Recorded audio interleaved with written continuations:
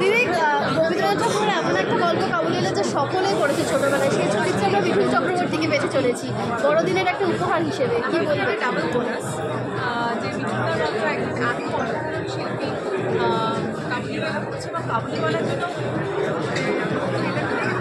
মিঠুনদার ক্ষেত্রে এই চরিত্রটার প্রেজেন্ট করতে পারবো, কারণ he is an outstanding actor. আর তার সাথে সাথে মিঠুনদার এই সময়টা তার সাথে কাবুলিওয়ালার মানে পুরো ব্যাপারটা ম্যাচ করেছে এবং মিঠুনদার লুক, মিঠুনদার ভাষা, মিঠুনদার কথা, বডি ল্যাঙ্গুয়েজ অনবদ্য যে একটা সৃষ্টি করতে ভেবেই পাচ্ছি।